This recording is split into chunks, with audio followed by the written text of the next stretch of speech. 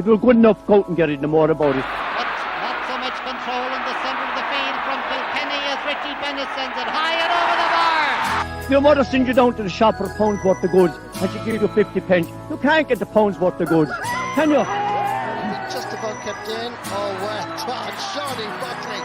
To do that to Tomas O'Shea. He deserves to score from here. One of the highlights of the Sunday game. Limerick went out there from the word go today. No more about it. They made all the running, that was it. Put the ball over the bar and the back of it, and that's it. No ifs, no buts. Is there much time left? We have a couple of injuries. Here comes Kieran Carey. Carey leading the charge of the right brigade. 45 metres out. He's a chance to score. He's put it high. There's no sympathy in this game for anybody.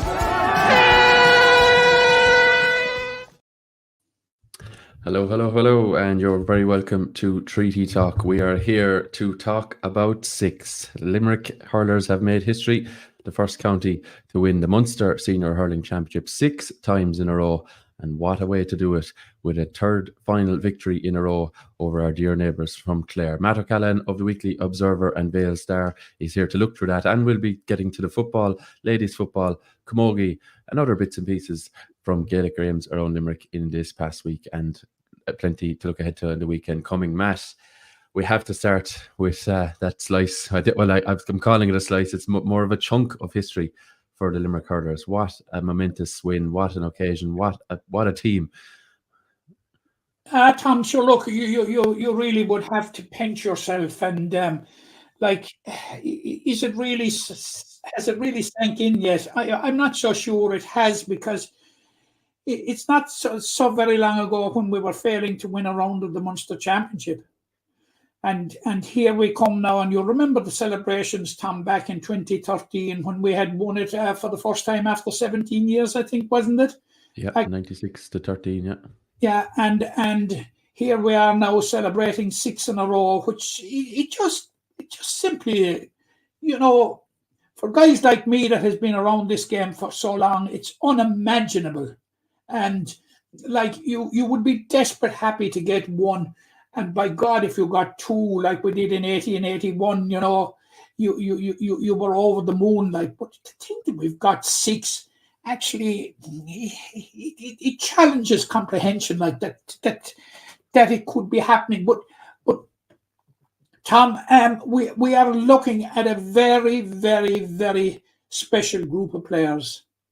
We are looking at a very special manager and his management team, that have everything in such fettle. I think Donald O'Cusick at some stage described them, as a generational team, and I think it's absolutely correct.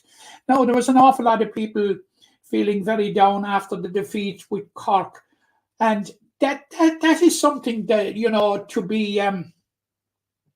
to be expected. You're on a very good run, and suddenly you lose, and you're beginning to think that the wheels are coming off the wagon. And maybe in a way it might be a blessing in that going into the final round against Waterford, it created an element of jeopardy that would not possibly have been there otherwise. So no, Tom, it's history. It'll go down as history, Tom, but we are looking at probably, and there'll be very few disputed the best team that has ever played the game. Yeah, I don't think, certainly if you were to look at Munster counties, I don't think anyone can claim a team better than this Limerick one. Now, obviously, people will debate the Kilkenny one, but we'll see now in a few weeks that debate will only get stronger if Limerick can win their next 2 games. But Tom, if you indulge me for just one more second, another point I would like to make, and we went up there with Cork last year when we made it 5 in a row, and now we've made it 6 in a row. We stand alone as the only county in the province that has ever done it. But we've done it in more difficult times, Tom, than when Cork did it in the 40s and again in, was it the 80s? As they did it in the knockout era. Now, we have done it across both formats, the knockout and the round robin. And, the round robin, Tom, is an absolute bear pit. There's no doubt at all about it. You see the competitiveness. I said it here a couple of weeks ago that, we got through to the Munster final last year with a +2 scoring difference. Yeah, I haven't played everyone, you see. Yeah. Yeah. That's the difference, I guess, if you were to compare eras. And look, we're not discrediting Cork's achievements. I think they did it in the early... not at all. We're not detracting from them. All they did was what was there for their era, you know. Yeah, and they did fair it. to them. But, the game has progressed so much as a game, first of all, on the field. And the system has changed so much. The format has changed so much, that it is really, really some achievement. Like coming out of Munster, Tom, in itself, is some achievement. And you must remember, is it how many years we've come out of Munster now? Is it the 7? Yeah, well, since... we came out in 2018. Yeah. So 2018, and we won the All-Ireland from coming out third in Munster that year. Yeah, that's the only year Limerick have got out of the round robin in 18, 19, 22, 23, 24. So there's been 5 seasons of the round robin. Limerick have won it 4 times. They got out in third the other time. Obviously, the 4 times they got to the Munster final, they won it. And the other 2 years were the COVID years when in 2020 they played Clare, Tipperary, and then Waterford in the quarter, semi and final. And then in 2021, there was still the kind of the old format, and they played Cork in Thurles, won that one quite well. And then they beat Tipperary in a great comeback in the final. So they've done it every which way. They've done it in all weathers as well, Matt. Yeah. All times of year, all weathers, everything. The COVID one was played in the winter, we played in the spring, played in the summer, played in the rain, played in the sun, played in, it's not like there's been no fluke to it. And obviously, if you win 6 competitions in a row, there will be no fluke. Now, of course, you get a rubber to green here and there, but like, as you say, they've done it every which way. I'm just looking at Cork's record. They won it 3 times. They've won 5 in a row. The 1900s. Was it 1901, 2, 3, 4, 5, and then the one in the 70s, I think 75, 6, 7, 8, 9, and again in the early 80s, 82 to 86.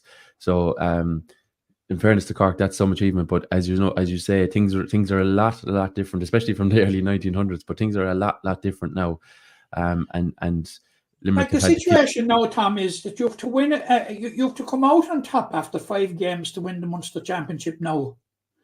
In the past, you could conceivably win the Munster Championship if you got to look at the draw by playing a semi-final and a final. Yeah, and one of those could be at home as well, or whatever it may be, so you could win 2 games in whatever competition one. But look, that's the history side of things. The game itself, Matt, now I was lucky enough to be in attendance, and we didn't mind waiting the extra 30 minutes to see a piece of history. But there was a delay to the game. But once the game got going, I think Limerick, just slowly went through the gears and found their way. And in fairness, they looked much stronger in the second quarter. But that goal from Peter Duggan, and what a finish it was, in fairness, that brought Clare right back into it. But as Limerick so often do, they went in at half-time, reset, got the next 4 points, and probably didn't really look back from there. I know Clare had a couple of chances, but Limerick never really looked back after that once they went 2, 3, 4 points ahead. Yeah, well, as you know, I wasn't at the game. I was tied up with the election counts for my sins. And I was in and out the television, more in than out. But, I at no stage during it did I think that Limerick were anything but comfortable. Yeah. I thought they had a certain level of mastery right throughout. And I just... it was one of those games with Clare, and we learned from the experience of, we'll say, last year when we lost them in the group stage in the Gaelic grounds. With Clare, you with the present Clare team, you never really know. But it was one of those days. We had the 2 dramatic finals of 22 and 23, but this one was one that it certainly won't go down like those 2 went down, because. And it is because Limerick enjoyed a level of superiority. But it comes back down to, we were talking last week about it, that what John Kiley said in the aftermath of the Waterford game, where he opined that Limerick were further down the road this year than they were at the same time last year. And I think that's borne out. And you've some big players in this Limerick team. You have them all the time. But there's some big players, and I'm not talking about physicality. I'm talking about big in contribution, like the Road Hegarty, Tom. Order of the year. Having a In the season, making. Yeah. having a season for the ages. Kyle Hayes, Declan Hannon last Sunday didn't put a foot wrong, you know, and it puts into context the achievement last year of winning the All Ireland without our captain. Yeah. You know, Dermot Burns backed himself. You know, there were Mike Casey deputising for Sean Finn. Look, it's positives all over the place, and I certainly wouldn't like to be the manager trying to plan their downfall. Yeah. Oh God, I'd say there were a lot of sleepless nights. Whoever's in that boat, and there's obviously a few who'll think they can do it. But I just want to indulge us here, Matt. Anyone watching on video now will see this. You mentioned, I think the phrase used a few minutes ago was a special group. Now this is a photo. I don't claim to own it. It was taken by our good friends at the Green and White. Now anyone listening might see this photo on Twitter. It's Kyle Hayes, Tom Morrissey, Peter Casey in the boot. Barry Nash, and I think Cathal O'Neill is just over to the right there. Now they're actually at the subs bench, which is the opposite side to where the presentation happened. And you can see, if you're able to see it closely enough, you can see everyone in awe looking at the five of them. I think there might be a couple more there as well. As far as I'm aware, they didn't actually go across to the presentation. This is because obviously it would have been a struggle for Peter to get across with the boot and everyone mobbing him for photos and all the rest of it. The 4 or 5 lads there decided, we'll stay here with Peter and we'll lap it up and we'll have an old chat amongst ourselves. No man left behind sort of an attitude, Matt, and it's a great photo. This is it. This is the key. You're right, Tom. It just catches the camaraderie that's in that group.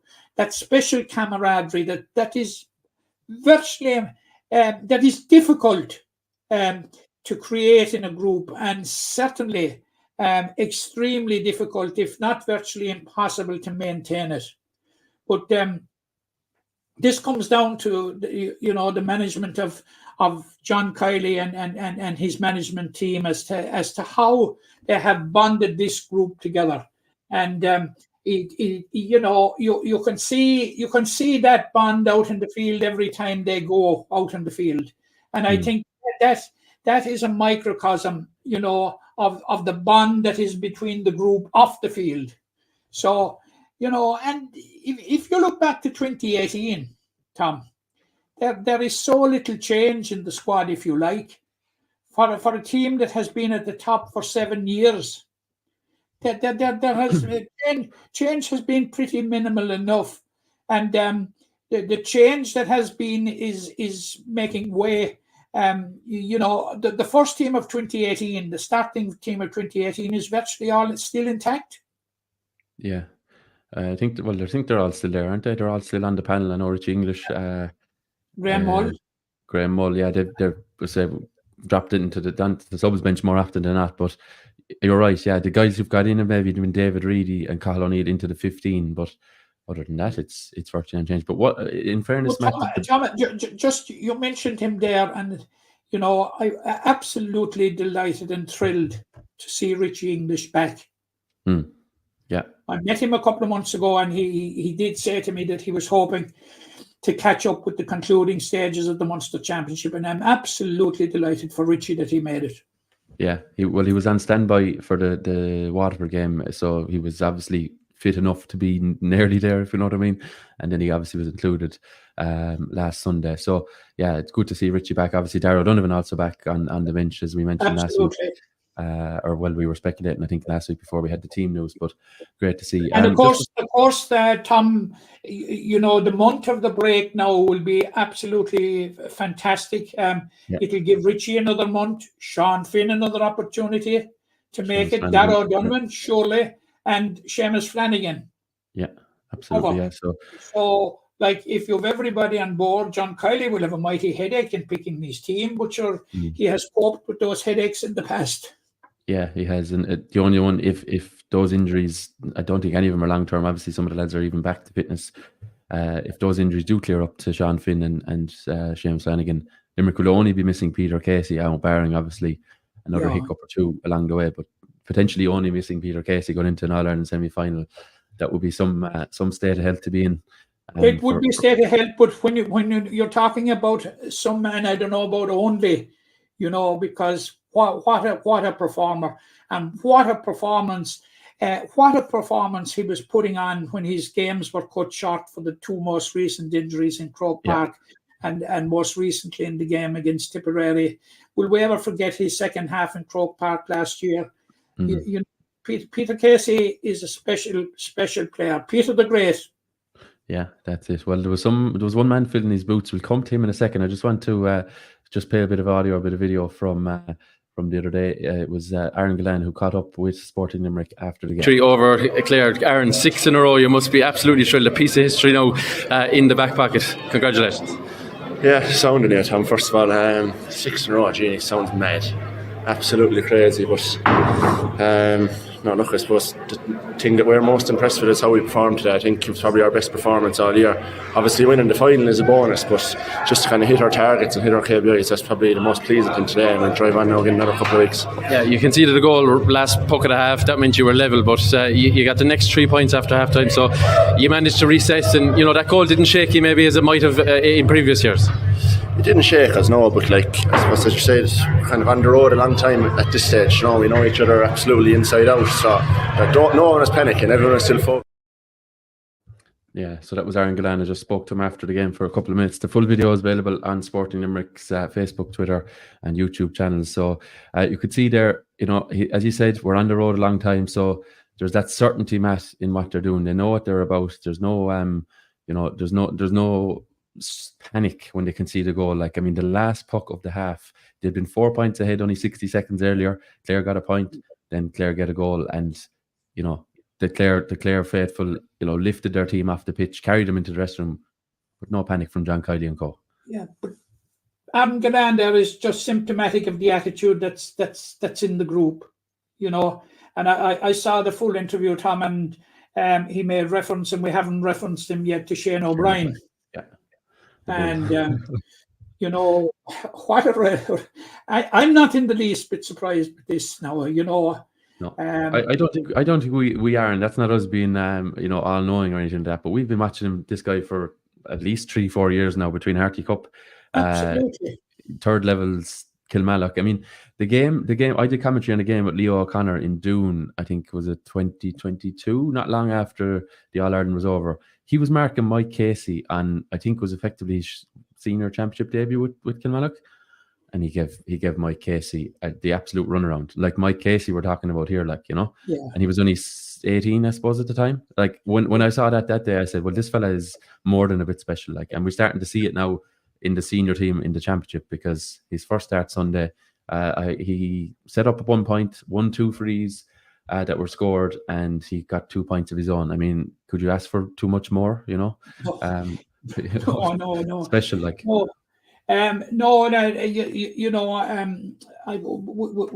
we have a precocious talent here in our hands. There's no doubt about that. And for me, Shane O'Brien is only fulfilling the promise that he has shown through the years, through underage, through underage with Limerick, through colleges, Hurling with Ardscoil Reach, and I'm not in the slightest bit surprised. Now, I must admit two things about him. First of all, I was surprised when he was sprung from the bench so early against Waterford. Yeah, I think we all were, really. Yeah, I would have thought that Donegal Dawley might have been at this stage ahead of him in the pecking order. But what a decision by John Kiley, to have faith in the young lad like that, send him into what was a cauldron at that stage, and the way he performed, and then to come along and give him a first start. If you have a manager that's treating you like that, you're going out with full confidence. John Kiley resisted the temptation of leaving him on the bench to start and springing him from the bench on this occasion. And John's decision on both occasions was fully vindicated. John also mentioned it after the game the other day. He also mentioned it after the Waterford game about letting Shane back to the under-20s. He wasn't going to rush Shane. Now, I know Limerick have an abundance of riches. Maybe other counties might say, well, we need to play the under-20 player. But Shane was sent off in the league game, probably rightly so, up in Galway in the last round robin of the league. And we didn't see him obviously then in the senior jersey until the Waterford game, as you mentioned. And I don't think we'd seen him even in the panel up until that point. But he went back to the 20s, played away with Evan Loftus' team. Okay, didn't pull up any trees. There was no mad scoring tallies of 1-7 or 1-8 or anything like this. But that's not going to happen every day anyway. But he plugged away, made sure he was fit, made sure he was sharp, and all the rest of it. And then he's brought back in. So that's management. That is why John Kiley has had such success. He knows his players and he knows what he wants of them. He didn't rob Peter to pay Paul. He could have taken him from the 20s, and Shane would have had no hurling for maybe 6 weeks or whatever it might have worked out as. Yeah, but John is a great advocate of people playing with their own groups in underage, and he's particularly, you've heard him several times about guys playing in the Fitzgibbon Cup. Yeah. Oh yeah. Huge fan of that he is. Yeah. No, and Shane actually was marking his teammate from it, Adam Hogan. So they would have known each other quite well. They've obviously played with Artscail against Tulla, St. Joseph Tulla a couple of years ago, and I think people would have felt Adam Hogan came out on top on that. But certainly Shane, I think, clean as you like, won this battle on Sunday and grew into the game. It didn't really come his way early on, but once he started winning ball, his first point, he slid out on his knees, caught it down at his bootlaces, got up, shrugged off his man and put it over the bar. We're going to see scores like that all for forevermore, really, with Shane. Like, that's what he's all about. He's great strength for, I think he's still 19, isn't he? I don't even think he's hit 20 yet. He's actually a powerful man, like, and when we talk about the big players and the big physicality men in the Limerick team, he's right up there with him. Yeah, he is. They've obviously nicknamed him the Bull for good reason, Yeah, powerful man of he's about 6 foot, I suppose. I'm not sure exactly. I'd say he's about 6 foot, but he's well able to win his own ball, and that's probably he might be a shake with it now, Tom. Yeah, well, in fairness, but he's I was standing beside him there a week ago now, and I thought I was kind of half a bit looking up, Yeah. Of course, I'm getting smaller with age, like. I know. Well, there's one man that we would both definitely be looking up at, physically, is Kyle Hayes, right? Kyle Hayes didn't get man of the match, but I think Rod Hegarty shaded that one, in fairness. But I look back at the match, man. I watched it back in full. Kyle Hayes in the second half, his direct passes set up 1-5 for Limerick. From wing back, to have that former delivery. Now the goal, okay, maybe people will say he was passing it to Aaron Gallan, but it was a perfectly trajectory ball. Aaron just made sure that the defender didn't win it, and Rod Hegarty went inside and behind to win it. But Kyle Hayes Tom, that you mentioned the goal, and I think it has escaped a lot of notice. The finish was just sublime, because it was far from an easy effort with Garrod Hegarty. Yeah, for Garrod Hegarty. Oh, and the finish was just absolutely sublime, Tom. Like a golf swing, wasn't it, into the corner? Yeah. It's something that you'd love to watch over, and I've watched it a number of times now. Absolutely fantastic. But look, you're talking there about Kyle Hayes. Kyle Hayes on Sunday only did what he's doing in every match. Yeah. Like the power, sheer power, and his play has been absolutely magnificent down that left wing. If you were a right half back or a midfielder, and to see him coming, like, you'd be inclined to. Yeah. Had I better get out of the way, I'll mark someone else in field. I'll pick up the man he's likely to pass it to. Yeah, that's probably your best bet. Yeah, but 1-5 he set up in the second half. Some great balls into the forwards, and not to mention he got a point in either half as well himself. So yeah, Kyle certainly at top form at the moment. There was a couple of hairy moments, Matt, in the game. I know Clare got their goal, I said, before half time. In the second half, then I think the margin was 5, and Barry Nash. Barry Nash plays a pass which Tony Kelly read quite well, intercepts, lovely pass into Mark Rogers, and he hits the butt of the post. Like, I could feel the gasp from the Limerick supporters. I was I was in the newsstand in the centre, as you know, the media section is there, and most of the Limerick's faithful were to the terrace to my left. You could feel the intake of breath, and even from the Clare people, they thought it was in. Yeah, very, very. That would have been back to 2, Matt. I suppose you don't. Yeah, but I got a sense that I got a sense that had Clare got that goal, and they were unlucky not to get it, let's face it, because like it was one of those days that it needed something special to beat Nicky Quaid, by the way. I feel that you'd have had an immediate response from Limerick and that they would have moved up another gear or two. They were that comfortable, Tom. Yeah. They were that comfortable. Limerick won this game. They were in control, Tom. But they didn't exert the level of control that they were capable of. You know, they didn't. There is another notch in them. Had Clare got that goal, I feel that we'd have seen it. Yeah. I honestly think you spoke about the reset at half time after the concession of the goal just before half time. I would have thought there would have been an immediate reset. Yeah, and I agree with you there. There was a good chance Limerick would have replied it quite well, but I suppose it might have given Clare that momentum that they really needed. It felt like they were chasing, and they would have still have been chasing even if that goal went in, because they've been 2 points down. But yeah, I suppose we don't know. But Nicky Quaid's save in the first half from Aidan McCarthy, as I said, when you're there in person, Matt, sometimes you don't see how good these things were. And then I saw it back on the replay and I watched it again and again and again. And I was like, how did he save that? Like, he's hurling, he keeps his bass down to his left-hand side, as it were.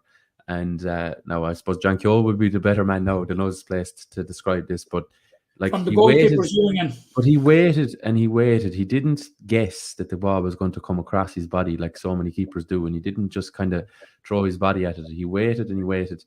And Aidan McCarthy left a bullet down at, I suppose, maybe knee height or shin height, and down went the Bassett of Hurley, and he saved it. And now it took Dermot Burns to come away and whip the ball away out of the square from I think Mark Rogers was going to try and tap it in, but like, you know, that was 13 meters out, like if less, even maybe 11 or 12 meters out, and you know, to get the full bass to it, like, I mean, top drawer stuff. What we expect from him. Absolutely. But I would exhort people to really enjoy Nicky Quaid, because we're looking at one of the all-time great goalkeepers. All-time greats, and I have no doubt at all about saying it. There have been few better goalkeepers in the game. The way he has protected, the way he has,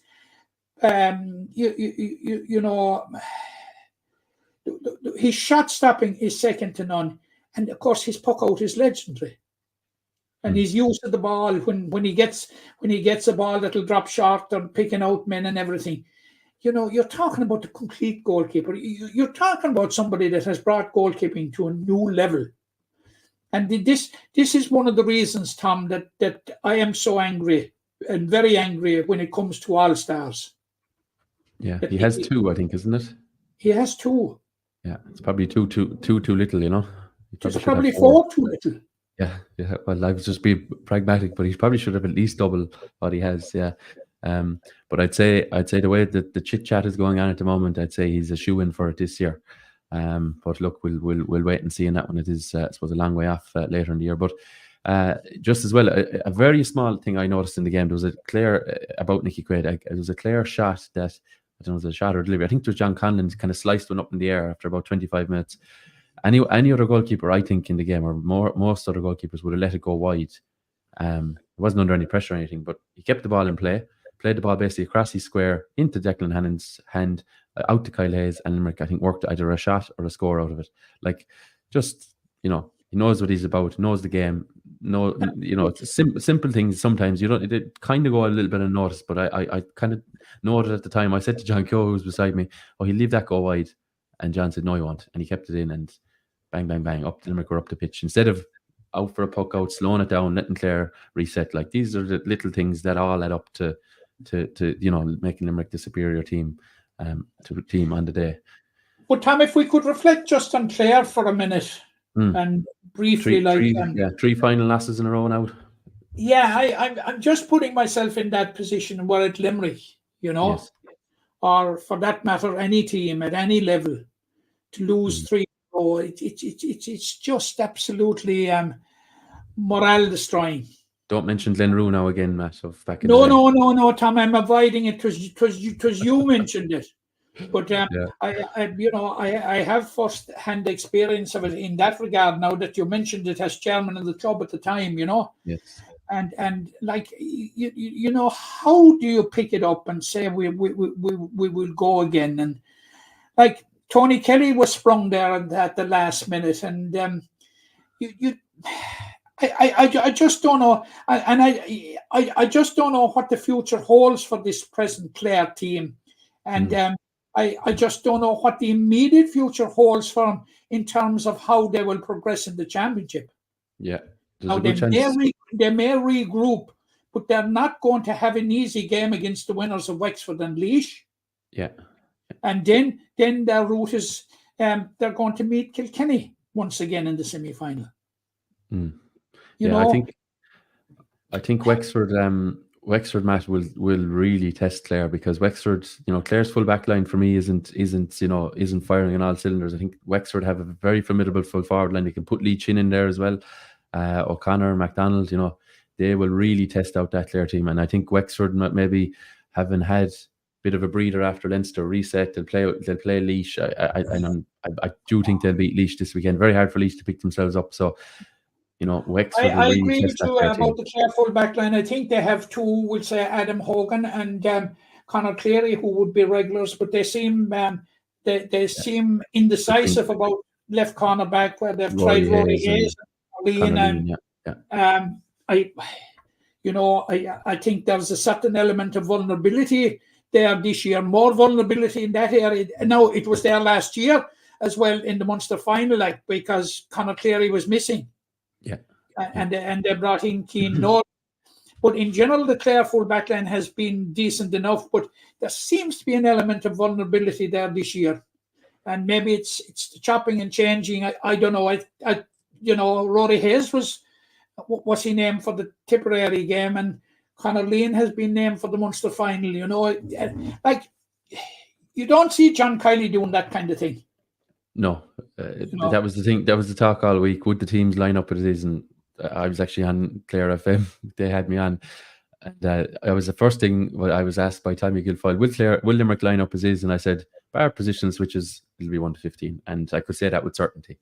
Whereas, will Tony start? Will this start? And I think you can kind of fool yourself sometimes with that stuff. Limerick have only done it maybe in the 7 years. Have they only done it twice, 3 times maybe, where they've pulled a player in that probably wasn't too fancy to start, or maybe wasn't expected to start. Very rare they change it, and that's and when you probe into it afterwards, you find that there was good reason for it. Yeah, that's it. Yeah, and I think maybe it's you if you were a Clare fan, you'd be talking about the uncertainty, but put yourself in the boots of the Clare players. Yeah, like Rory and Hayes. A guy is geared up to play in a round robin game, or he's geared to play in a Munster final, and suddenly he's told, sorry chap, such and such a one is coming in, you're not starting, But especially for a final like Rory Hayes now, and I've said to you before, Matt, with his Limerick connections, he was listed to start, but yet he's probably talking to people during the week and he's saying, yeah, I'm starting, even though he probably knows, he's been told, you won't be starting, which is not a nice position to put someone in. No. Now, look, that's us making a lot of assumptions there on the wherewithal with that. But Rory wasn't injured because he did come on. So there's part of me suggests, that they just went with that for whatever reason, trying to gain a perceived advantage. But anyway, there we are. Just looking ahead, the 7th of July is now the date. There's rumours, Matt, that Cork fans have booked all their trains from Cork to Dublin on the 7th of July. They have 2 hurdles to jump before that, but if they do, it could be Limerick. But 7th of July anyway, the Green Army will descend on Croke Park again. We're going to preview it obviously in the coming weeks, but another date at the big house to look forward to. Another day at the big house, another day at the house where Limerick are at their best, and it's their home from home now over the last 7 years. So we get excited as you about say, that. Tom, it's discussion for another day. Absolutely, yeah. Limerick haven't lost there since 2019, but we'll put that record on the line in early July. Okay. We couldn't win the bloody toss in the place for a long time. That's it. Yeah. Some people know nothing but Limerick winning there, it seems, especially the younger generation, which is no harm at all. But anyway, we'll come to that in the coming weeks. We must flip now to the footballers, and while The Limerick Hurlers are into the last 4 of the All-Ireland. The Limerick footballers are now in the last 8 of their All-Ireland, that being, of course, the Tailteann Cup. A victory over Tipperary in McNeville Park, a deserved victory at that, saw them into the quarterfinals, where they have drawn Sligo on Monday morning. A trip to Markovich Park coming this Saturday afternoon. Matt, I think, in fairness to you, if anyone wants to look back to the podcast, you were slowly starting to see the wheels turning. You mentioned it last week, of course. Limerick in the last rounds of the league starting to find a bit of form. They've shown it now with victories over Offaly, comfortable 10-point win over London, and another victory over our neighbours Tipperary. So Jimmy is winning matches. Limerick are starting to find a bit of form and a bit of confidence. They are, and the wheels have been turning, Tom. And I have been saying it here before. I was absent for a number of weeks. The wheels have been turning since the Westmeath game. Yeah. Oh, and the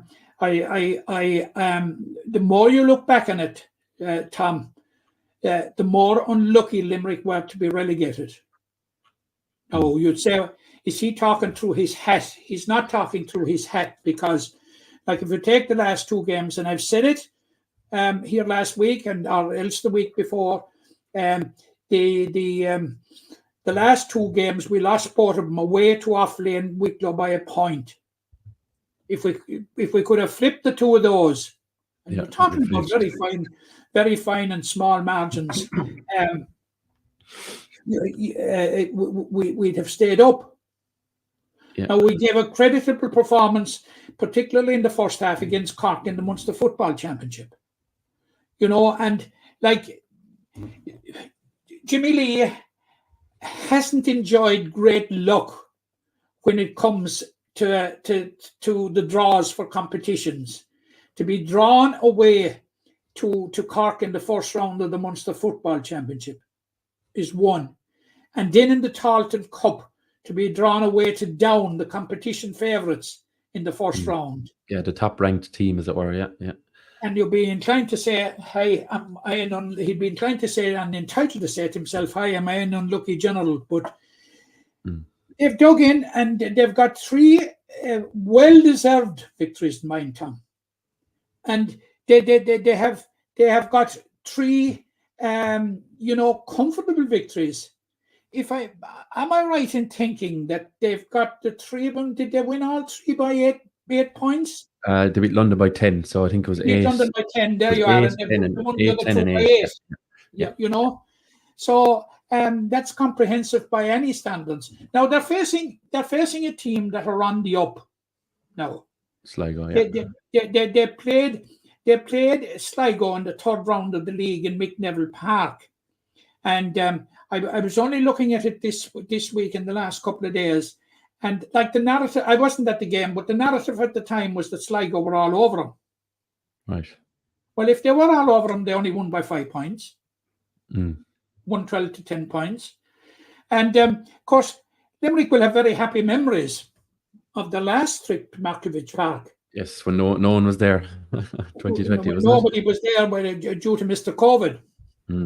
And they came away with a victory by 2 points. But not only victory, they came away with silverware. Yeah. They were crowned the Division 4 champions.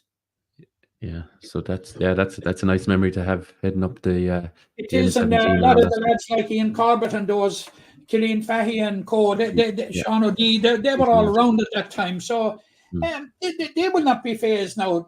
Like a lot of talk about Sligo this year, like they did pretty well. They got 3 or 4 wins in the league, and they did very well in the Connacht Championship in that they ran Galway to 2 points. Yeah, well, Galway needed a last-minute goal, Matt. I think I saw it online there the other day as well. Last-minute tapping goal, across the square. Yeah, and Galway now are Connacht champions, They seem to hit form then in the league, and or in the Tailteann Cup, they beat Wexford and they beat Tipperary. We have beaten Tipperary, who had beaten Wexford. They drew with Antrim, and they drew with Antrim. So the form guide is not as formidable as one would think. Like Sligo's form is being defined by their performance against Galway. Yeah. You know, That's it. That's true. Yeah, yeah. I'm pretty hopeful that we might make it 4 in a row. I think we're in with a chance. Well, I think the Limerick have a great chance. I think if you'd asked me a few weeks ago if Limerick were to draw, I know hypothetical because they'd have obviously had to win games, but if they were to meet one of the seeded teams again, like let's face it, they were well beaten by Down, who are the top seed in the competition. But if you were to say to me, Limerick were to draw Kildare, Fermanagh, or Sligo, they're all the top seeds, as it were. They all won their groups as well. Subsequently, you really wouldn't have fancied it. But I've been at the last 3 games. I was at the Offaly game. I was in Parnell Park, and I was there again last Saturday. And the signs are very, very good. They're very, very good for this Limerick team, and the confidence, you can see it oozing through the team. And let's look at a player like I love talking about younger players because sometimes they probably don't get enough credit. But Emmett Richter, he's after getting is it the three goals in 3 games? He scored a goal for the 20s before that as well. So he's actually after finding a net 4 times in 4 games. And I think he's after laying on a nice couple of scores for teammates too, 2 goals against Offaly and a goal the last day. So that's 3 in the Tailteann, and I'm saying he got 1 in the All-Ireland 20s semi-final as well. 20s semi-final, having been deprived of a place in the Munster final by an asinine rule. I can't help but put that one in. Yeah, I know. And in fairness, having him sitting behind in Mallow. Alongside us, because he had played with Limerick Seniors 3 days earlier. Yeah. And if it was in 12 months' time, he would have been quite eligible. Why wasn't it brought in this year? I don't know, to be honest. Sometimes these... don't go there. We'll continue with Can of worms could be open there. But my point anyway is that, Emmett is in flying form. Danny Neville has come back to a great bit of form.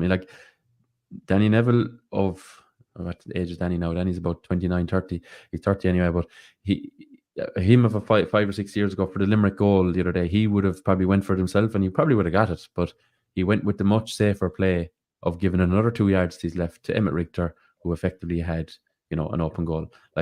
Even Danny got 2 points at the end where, a younger player might have said, geez, I'll run in around here now and get a goal. But no, Limerick were 6 up. He decided we'll go 7 up. Hand passed it over the bar. Another one, he put the brakes on, tapped it over the bar. Simple stuff build the score, get the scores on the board. And Jimmy Lee was looking afterwards again. Peter Nash mentioned last week to me about getting to 20 points. They got 2-14 against London. That brought them to 20. They got 1-18 the other day. That brought them to 21, obviously. And they got 2-10 against Offaly. So it's gone 16, 20, 21. Obviously these things aren't exactly linear, but that is progression. If you look at it that way, it's steady improvements, and they're starting to be a bit more defensively savvy as well. That now they're just conceding 1 goal. Yeah, the Tipperary goal, the fine finish, just a bit of a malfunction and 1 kick out, which thankfully was a rarity on the day. It wasn't a repeated issue for Limerick. But yeah, the signs are good. I think they'll give Sligo a plenty of it, really. And as Limerick know, last year, having home advantage in the quarter final doesn't mean you'll win. Limerick lost, obviously, when they had home advantage to Laois last season at this very stage. So they'll know that it is possible, of course, for a team coming on the road to get the win. So we shall see. Saturday afternoon, Limerick up in Markovich Park, Sligo the opposition, and a great chance to book a date in Croke Park in the All-Ireland Tailteann Cup semi-final. Matt, we'll just move it now towards, just to mention the Masters, the Limerick Gaelic Masters got their 2nd win of the campaign, a win over Clare in round 1, a loss away to London in Ruislip in round 2, but they bounced back in good form, beating Waterford in Ula last Saturday. So well done to the lads there, 2 wins from 3, and trying to get a bit of a roll as the competition goes on. The ladies' football, Matt, they can book themselves. Yeah, I just want to concur with you there about the Masters. There was so much on last week, we couldn't get to see him with elections and things, electing your new bosses, Tom. But, congratulations to Anthony and the lads. They've done very well. 2 from 3 is as good as you could expect at the start. And, could be heading in for a semi-final of one of the competitions. Yeah, that's it. And 2 from 3, and 2 of those 3 games away from home as well. So good, I'm sure, to get back on home side this time and pick up the win. The ladies footballers, man, I was just about to say, can book themselves a place in the knockout stages this weekend. They're playing Langford, isn't it? Sorry, Loud. They've already beaten Langford. They're playing Loud in Strabane, Parnells. Right. Not heard of it myself, to be honest. I wouldn't be overly familiar with the Loud club scene, but yeah, a trip to it was to Langford last time, to Wee County this time, and up to the Wee County. So great opportunity for the management and players to get through now, ahead of time, as it were. Get the second win on the board, and they're guaranteed knockout football. Yeah, absolutely. Or guaranteed it, or a draw would even guarantee it nearly. But a win will certainly guarantee it. No question about it. The win the first day, Tom, in the context of the 4-county group, just to inform listeners and viewers, the Limerick are in a 4-county group with Langford, Louth, and Kilkenny. And 2 teams have to go through to the All-Ireland semi-finals. Now, Limerick, unfortunately, were drawn away from home against both Langford and Louth. And we'll have Kilkenny at home in the final round. Now, Kilkenny are struggling. And there's, a well-placed assumption there that Limerick will win the game against Kilkenny. Yeah. But as with the other two, so the Kilkenny game is kind of get the better of Louth next Sunday. It would mean they'd be absolutely guaranteed of topping the group, and they'd be facing the runners-up of the other group then, because Langford and Louth have to meet in the final round. So now we have a decent record against Louth. I'd just like to remind, Limerick have won 2 All-Irelands in 2010 and 2018, and they've beaten Louth. They've beaten Louth. And now we have 4 or 5 players that were involved when we beat Louth comprehensively in Croke Park in 2018, 5, 6 to 8 points. It was a comprehensive final win as you could hope for. Now, Louth have 5 or 6 of those survivors as well. Now, Louth played in the Leinster Junior Championship, and they beat Carlow in the Leinster final, who in turn, had beaten Limerick in the league final. Now, they played. They were relegated from intermediate last year, and they played in Division 3 of the league this year, but didn't root up any threes in Division 3. But survived there. But it's going to be the challenge of Louth, Tom, is going to be a step up in Langford. Make no mistake about it. But Limerick are measurably improved, and I come back and I said it about, I think I said it about 2 weeks ago. Tom, we cannot understate the value of the Munster Senior B Championship. Oh, no. Notwithstanding that Limerick won it, but it gave Limerick 3 vital games. And in past years, this has only been in place for the last 2 years.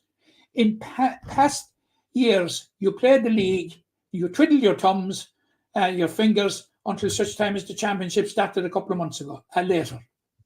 Yeah, now that gap has been filled, and Limerick have clearly, Tom, they've clearly benefited from it.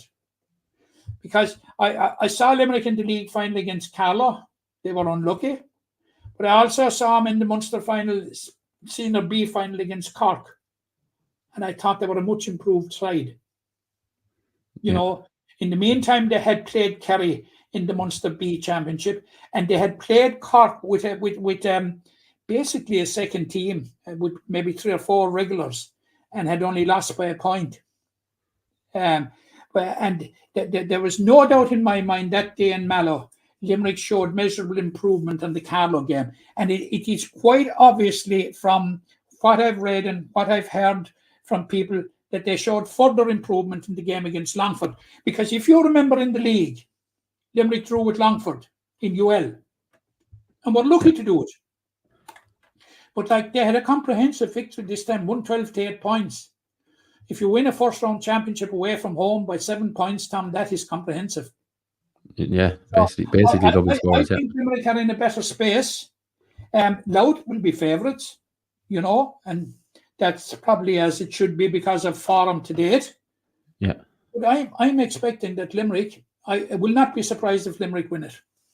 No, they should be thereabouts coming down the stretch in that one. You'd feel, but yeah, just to reiterate the point, and I think I made it a few weeks ago. The Limerick playing in that B competition. If Limerick didn't have that opening, as I said before, I think they're the only county. They're kind of in no man's land in terms of not the only junior Munster team. So there's no junior competition in Munster. Everyone else, the other 30-odd counties, 31 or whatever it is, are playing their own provincial games, their own provincial competitions. So they couldn't even play them in challenge match. You couldn't ring up Galway or Leitrim or whoever and say, will you play us? No, they had their own competitive games. So they were literally stuck with training, in-house games. And the second point, which to reiterate what you said there, Limerick played Cork, wasn't it, the first time out with a second string team or best part thereof. Like, that's a great fill up for your squad to say, let's keep the training going. You will get a game. We're going to get you a game here, and let's see how you do. Because younger players coming back from injury, players maybe not, near the upper echelons of the team in terms of top 15. There's the platform for them to play, and that keeps the whole show on the road. And it's, again, we tip our hats to Munster LGFA, and obviously maybe Limerick were probably the drivers of this as well in terms of finding a competition for themselves to partake in. Yeah, maybe. And sometimes these competitions, when they're introduced, they're kind of introduced to fulfill a need or a kind of an afterthought, Tom. But I mentioned it here a couple of weeks ago that, I was absolutely gobsmacked with the efficiency in which this competition was run. Yeah. And the sense of occasion that was created in Mallow on the day of the final. Hats off to Munster LGFA for it. No question about it. It to me, and it's a competition that's here to stay. Yeah, because it fulfills a need, and of course, Clare were in it and they won the first one, and they withdrew out of it this year. Why, I don't know. But I was speaking to one or two of the Cork connections the day of the final, and they're absolutely delighted with it because they see it as an opportunity to give players that would be coming onto the senior team. Yeah, they use it an as opportunity to get competitive games. That's it. Use it as development to get out their kind of next generation of players, and I'm sure they'll start bearing the fruits of that as well themselves. So it's not just Limerick who are benefiting from it. So wishing, I should say, Mike Quilligan and Sean Kiley and the ladies all the best against Louth this Sunday. The under-14s, Matt, unfortunately, just on the wrong side of a thriller by all accounts, 5-10 to 5-6 in Kinnegad against Antrim in what was, I believe, that it was the All-Ireland bronze final. Do I have that correct? You have it correct, Tom, and you'll hear it now. I'm getting sick of being beaten by Antrim. They beat us in the All-Ireland. They beat us in the All-Ireland minor A Camogie final, Shield final last year, and now they have beaten us in the All-Ireland. Now, we had beaten them in the first round. We beat them 10 points to 2-3. But it was a goal fest in Kinnegad last week, and this lady, the full forward, Miss Shelley, she got 4 goals and 3 points. Right. Now, and she only got 3 points in the semi-final win over Monaghan.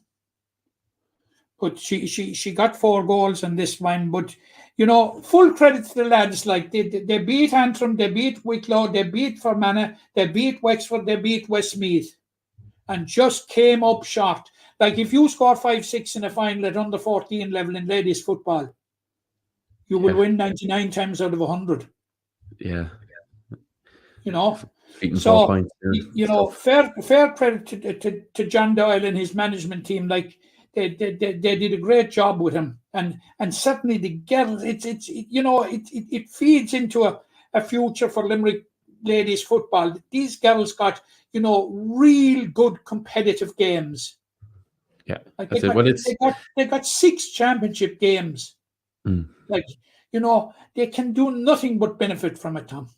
Oh, definitely not. Yeah, definitely. It's the first step on their journey to play with Limerick. Getting out in the green jersey, getting into a final is great. Getting all that comes with it and all the excitement. And listen, it's a sport. It's about enjoyment, Matt. We can talk about winning and losing, but the enjoyment I'm sure that they had along the way and the camaraderie they built with their new teammates from all over the county. That's something that we can't underestimate, especially at under 14 level. So hopefully they'll bounce back and we'll start to see these players coming through the academy, as it were, for the ladies football in the next few years. I'm sure there's plenty of talent among that group, as it's shown with all the victories to date.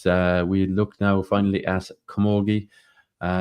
Owen Begg was the destination. The search was for victory, but the Limerick senior Camogie side, Matt, coming unstuck again, led narrowly at half time. I believe there was a bit of a wind which assisted Derry in the second half, and they managed to pull away. So it's makes for grim reading, Matt. We've no points on the board with the Camogie side after, what's it now, 3 outings. Yeah, it's very, very disappointing for Joe Quaid and the girls, and like they were ahead almost at the 3/4 stage, but failed to score again. And I think Antrim got the last 7 or 8 points. I have Derry, Antrim in the brain, and I'll be talking Derry. about them again in a second. Derry got the last 7 or 8 points to clinch a 19 points to 13 victory. Now, Derry are only up from intermediate grade last year, and they've already 2 wins in the championship, so they're safe.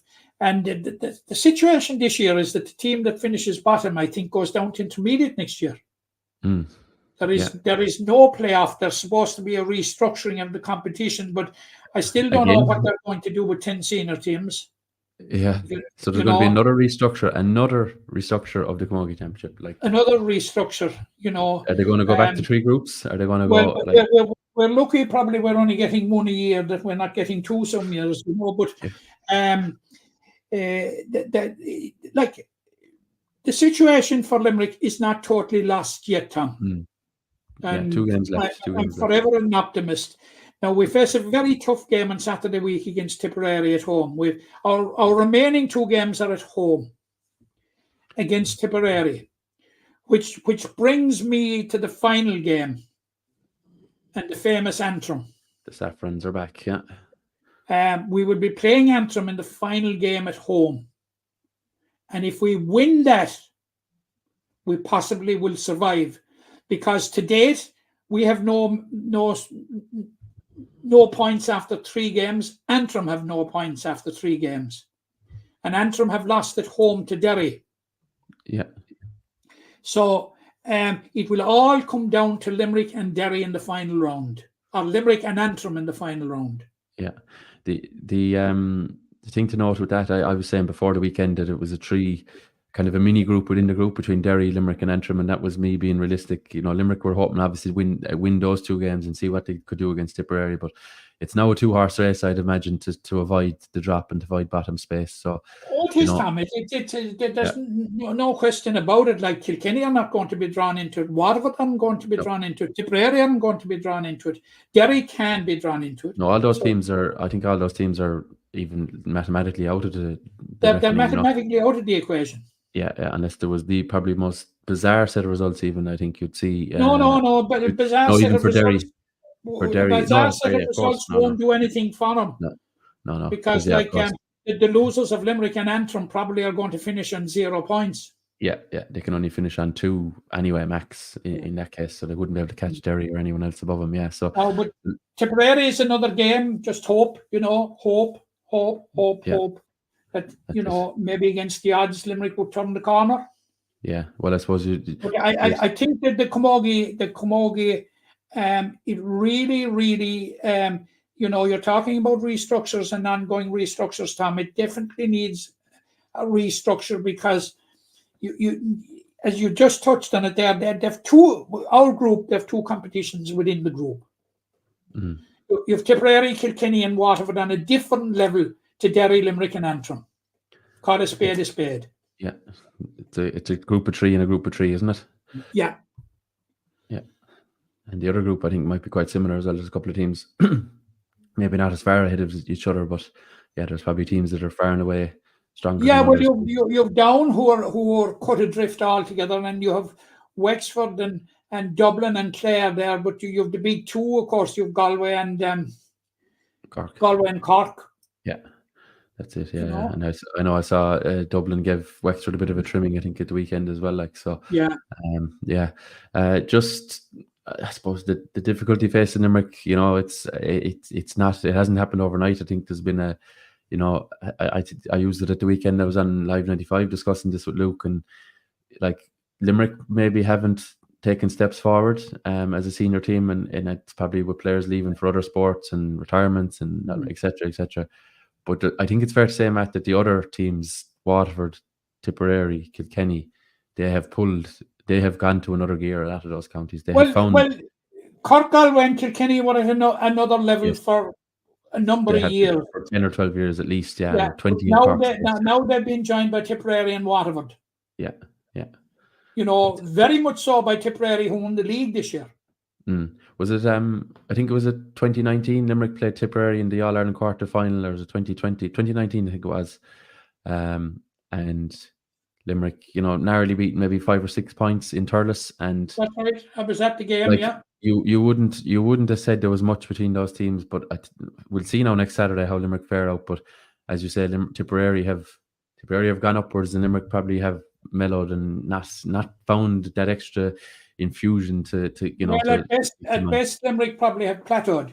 Yeah, at best I'd agree with you there. But look, as you say, you're ever the optimist. Hopefully they can maybe pick something up against Tipperary, or certainly turn in a performance, and then potentially all on the line, or more than likely we'll all be on the line against Antrim, which is also a home game in a couple of weeks' time.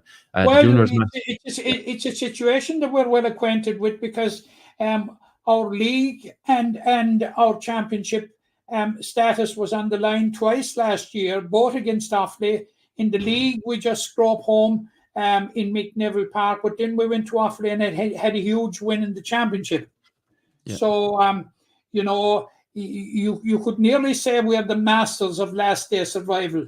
Yeah, well, there's only so many times that you can go down that road before it could bite you. So let's. But follow on to the point that we made about two groups within the group. You just wonder, rather than being struggling, and I hate using the word. Would you be better off to go down a level and start? Would be a better chance to rebuild? Oh, I don't know. You'd have to ask those involved would know better. There's this romantic notion that, senior is the be all and end all. But if you're not up for it, and if you're not winning games, and if you're constantly struggling, then an alternative must be sought. Now, like the league campaign gave us great hope. Like we'd wins over Derry, we'd wins over Down, with a great win over Wexford in the final round. Yeah, win over Kerry as well at the start. I'm not sure. It's difficult to know whether would relegation do you any favors, But then again, you might take one step back to take two forward, rather than making one. Every time they make a stride forward, it can be knocked back two. So I don't know. Well, those involved will know. They'll probably hopefully know what's best going forward. But I'm sure they'll be doing their best in the next couple of games to get the wins anyway.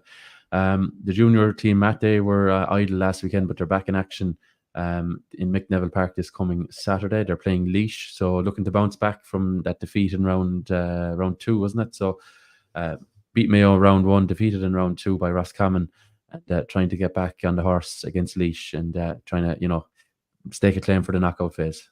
Yeah, Laois are, from the outset of the competition, Laois are the favoured team in this. Now, they were beaten in the National League Division 3 final by Armagh by a single point. Now, there are 5 counties in the group, therefore, one has a bye every round, and Laois had a bye in the first round, but they had a very good win against Cavan in the second round. And now they had a good run in the Leinster Intermediate Championship, where they were only narrowly beaten by a point by Wexford in the final. So they would be formidable. Now, Limerick, as you know, were beaten in the Division 3B final by Dublin in the RAG. And David Deedy will be able to, I understand and hope that Ella Hessian, the team's top scorer in the league, who lit up the league. I think, Tom, you even featured her scoring a goal here. What a goal that was against Dublin, wasn't it? But I understand that Ella will be available for the Laois game. That's a big boost. Which will be a massive boost. Yeah. A massive boost. And irrespective of Laois's favouritism, all bets would be off when she's on the pitch, because like she's a special player, and She is, yeah. and you know, what did she score 9 goals and I don't know how many points in the league? Oh, I wouldn't have the number on it myself, but it was pretty high. I think she was very much Limerick's leading scorer. Yeah, You know, I got it from the stats people in Limerick the last time in Cappamore, the last day in Cappamore when they played Roscommon. But it's just phenomenal. Ella was there that night, like, and goal yeah, and I machine. was speaking with her for a while, and she's very hopeful that she'll make the Laois game. Yeah, but what a player like that does is it gives belief then to her teammates around her. So when you have a player that you know is really the marquee forward in the team, so yeah, hopefully she'll be able to start and play the duration, and that could be the difference for Dave Deedy and co to get this second minute. You know, as I say, with her on the pitch, all bets could be off, Tom. Yeah, certainly, yeah. Well, I think that covers us, Matt. Unless you've A or B for us, I know you were busy counting. I was counting in Thurles, Matt, but I need to count to 6. You were busy watching counts to thousands and all the rest of it. Votes and transfers and past the post and quotas, and Tom, I'm bleary-eyed from it. Yeah, see, the simple trip was to Thurles. The trip to Tip was worth it. Count to 6. 1, 2, 3, 4, 5, 6. Well, there we go. And now look at that, an hour and 6 minutes as well. 6 all over. We've elected a new set of bosses for you, Tom, in Limerick County Council. We shall see what they come up with in the next few weeks. Well, thanks a million to you, Matt. Thanks for listening, everybody. Do feel free to share the podcast. We'll be back next week, and hopefully we'll be looking at plenty more victories for those in green, and we'll be looking ahead then to what's to come.